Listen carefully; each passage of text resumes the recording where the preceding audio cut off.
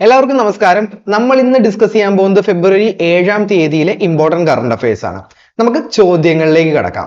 നമ്മുടെ ഒന്നാമത്തെ ചോദ്യം, 2026-ലെ ഫിഫ ഫുട്ബോൾ ലോകകപ്പ് ഫൈനലിന് വേദിയാകുന്ന സ്റ്റേഡിയം.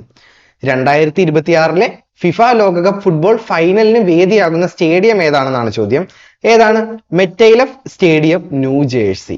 ന്യൂജേഴ്സിയിലെ മെറ്റൈലഫ് സ്റ്റേഡിയം ആണ് 2026-ലെ ഫുട്ബോൾ ലോകകപ്പ് ഫൈനലിന്റെ വേദി. ക്ലിയർ ആണല്ലോ? നമ്മുടെ രണ്ടാമത്തെ ചോദ്യം, ഏത് രാജ്യത്തിന്റെ മാതൃക അടിസ്ഥാനമാക്കിയാണ് വിഴിഞ്ഞം തുറമുഖത്ത് പ്രത്യേക മേഖലകൾ, വികസന മേഖലകൾ സൃഷ്ടിക്കുന്നത്? ഞാൻ ചോദ്യം ഒരിക്കൽ കൂടെ വായിക്കാം. ഏത് രാജ്യത്തിന്റെ മാതൃക അടിസ്ഥാനമാക്കിയിട്ടാണ് വിഴിഞ്ഞം തുറമുഖത്ത് പ്രത്യേക വികസന മേഖലകൾ കേരളം സൃഷ്ടിക്കുന്നത്? ഏതാണ്? ചൈന. ചൈന രാജ്യത്തിന്റെ മാതൃക അടിസ്ഥാനമാക്കിയിട്ടാണ് കേട്ടോ. അപ്പൊ നമ്മുടെ മൂന്നാമത്തെ ചോദ്യം, മുതിർന്ന പൗരരുടെ മാനസിക ശാരീരിക സൗഖ്യം ഉറപ്പാക്കി ചെലവ് കുറഞ്ഞ വിശ്രമ കേന്ദ്രങ്ങൾ ഒരുക്കുന്ന പദ്ധതി. ചോദ്യം ഒരിക്കൽ കൂടെ വായിക്കാം ഞാൻ. മുതിർന്ന പൗരരുടെ മാനസിക ശാരീരിക സൗഖ്യം ഉറപ്പാക്കി ചെലവ് കുറഞ്ഞ വിശ്രമ കേന്ദ്രങ്ങൾ ഒരുക്കുന്ന പദ്ധതി ഏതാണെന്നാണ് ചോദ്യം. ഏതാണ്? വാർദ്ധക്യ സൗഹൃദ ഭവനം. ഈസി അല്ലേ? വാർദ്ധക്യ സൗഹൃദ ഭവനം.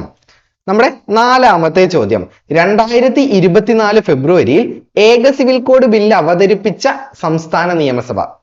അതായത് 2024 ഫെബ്രുവരിയിൽ ഏക സിവിൽ കോഡ് ബില്ല് അവതരിപ്പിച്ചത് ഏത് ഇന്ത്യൻ സംസ്ഥാനമാണെന്നാണ് ചോദ്യം. ഏതാണ്? ഉത്തരാഖണ്ഡ്. ഓക്കെ. നമ്മുടെ അഞ്ചാമത്തെ ചോദ്യം, 1-ാം ക്ലാസ് മുതൽ 10-ാം ക്ലാസ് വരെയുള്ള ന്യൂനപക്ഷ വിദ്യാർത്ഥികൾക്കായി ആരംഭിക്കുന്ന പ്രീ മെട്രിക് സ്കോളർഷിപ്പ്.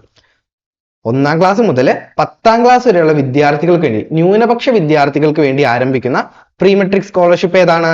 മാർഗദീപം. ഇതൊക്കെ ഇമ്പോർട്ടന്റ് ക്വസ്റ്റ്യൻ ആണ്, ഓർത്തിരിക്കുക. നമ്മുടെ ആറാമത്തെ ചോദ്യം, കേന്ദ്ര ബജറ്റ് പ്രഖ്യാപനം അനുസരിച്ച് 29 രൂപയ്ക്ക് ലഭ്യമാകുന്ന അരി. അരിയുടെ പേരെന്താണ്? ഭാരത് റൈസ്. അപ്പൊ നമ്മുടെ ഏഴാമത്തെ ചോദ്യം, സംസ്ഥാന മുഖ്യ വിവരാവകാശ കമ്മീഷണറായ വിശ്വാസ് മേത്തയുടെ ആത്മകഥ ഏതാണ്? സംസ്ഥാന മുഖ്യ വിവരാവകാശ കമ്മീഷണറായ വിശ്വാസ് മേത്തയുടെ ആത്മകഥയാണ് അതിജീവനം. നമുക്ക് നമ്മുടെ എട്ടാമത്തെ ചോദ്യത്തിലേക്ക് പോവാം. നമ്മുടെ എട്ടാമത്തെ ചോദ്യം എന്താണ്? ആവർത്തന പട്ടിക ദിനം, പീരിയോഡിക് ടേബിൾ ഡേ ആണ്. എന്നാണ്? ഫെബ്രുവരി 7-ആണ്. അപ്പൊ നമ്മൾ ഫെബ്രുവരിയിൽ വേറെ കുറച്ച് ഡേറ്റ്സ് പഠിച്ചിട്ടുണ്ടല്ലോ. നമുക്ക് ആ ഡേറ്റ്സ് ഏതൊക്കെയാണെന്ന് നോക്കാം. ഫെബ്രുവരി 4 എന്തായിരുന്നു? ലോക ക്യാൻസർ ദിനമായിരുന്നു. ഫെബ്രുവരി 4 എന്തായിരുന്നു?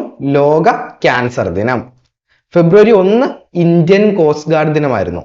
നമ്മൾ ഫെബ്രുവരിയിൽ ആദ്യം പഠിച്ച ഫെബ്രുവരി 1 ഇന്ത്യൻ കോസ്റ്റ് ഗാർഡ് ദിനം. അത് കഴിഞ്ഞിട്ട് നമ്മൾ നോക്കിയത് ഫെബ്രുവരി 2 ലോക തണ്ണീർത്തട ദിനം.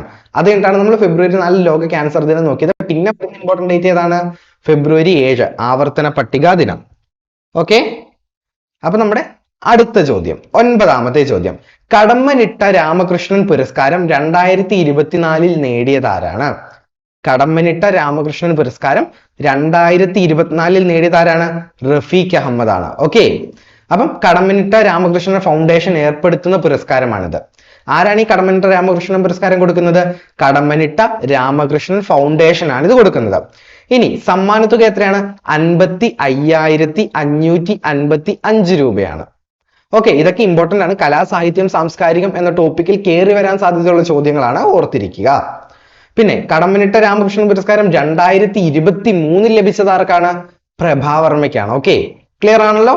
അപ്പൊ നമുക്ക് നമ്മുടെ 10-ാമത്തെ ചോദ്യത്തിലേക്ക് പോവാം. നമ്മുടെ 10-ാമത്തെ ചോദ്യം, 2024 ഇന്ത്യ എനർജി വീക്കിന് വേദിയായത്. 2024 ഇന്ത്യ എനർജി വീക്കിന് വേദിയായത് ആരാണ്? ഏത് സംസ്ഥാനമാണ്? ഗോവ. ഇനി ഉദ്ഘാടനം ചെയ്തത് നമ്മുടെ പ്രധാനമന്ത്രിയായിട്ടുള്ള നരേന്ദ്രമോദിയാണ്. ഇനി ഇന്ത്യയുടെ ഊർജ സംക്രമണ ലക്ഷ്യങ്ങളെ ഉത്തേജിപ്പിക്കുന്നതിനായി എല്ലാ ഊർജ മൂല്യ ശൃംഖലയെയും ഒരുമിച്ച് കൊണ്ടുവരുന്ന ഇന്ത്യയിലെ ഏറ്റവും വലിയ ഊർജ പ്രവർത്തനവും അതുപോലെ തന്നെ കോൺഫറൻസുമാണ് ഇന്ത്യ എനർജി വീക്ക് 2024. ക്ലിയർ ആണല്ലോ? അപ്പം നമ്മുടെ 11-ാമത്തെ ചോദ്യം, 2024 ജനുവരി 26 റിപ്പബ്ലിക് ദിന പരേഡിൽ മന്ത്രാലയങ്ങൾ, വകുപ്പുകൾ അവതരിപ്പിച്ച ടാബ്ലോകളിൽ 1-ാം സ്ഥാനം കരസ്ഥമാക്കിയത് ആരാണ്? സാംസ്കാരിക മന്ത്രാലയമാണ്. ഓക്കെ. ഇനി സാംസ്കാരിക മന്ത്രാലയം അവതരിപ്പിച്ച ടാബ്ലോ തീമാണ് ഭാരത് മദർ ഓഫ് ഡെമോക്രസി. അടുത്തത് 2-ാം സ്ഥാനം ലഭിച്ചത് ആഭ്യന്തര മന്ത്രാലയത്തിനാണ്. ആഭ്യന്തര മന്ത്രാലയം അവതരിപ്പിച്ച ടാബ്ലോ ആണ് വൈബ്രന്റ് വില്ലേജസ്. എന്താണ്? Vibrant villages. ഓക്കെ. അപ്പൊ നമ്മുടെ വീഡിയോയുടെ അവസാനിക്കുകയാണ്. ഇതിന്റെ നോട്ട്സ് നിങ്ങൾക്ക് നമ്മുടെ ആപ്ലിക്കേഷൻ ലഭ്യമാണ്. എല്ലാവരും നമ്മുടെ ചാനൽ സബ്സ്ക്രൈബ് ചെയ്യുക, ആപ്ലിക്കേഷൻ ഡൗൺലോഡ് ചെയ്യുക. Thank you.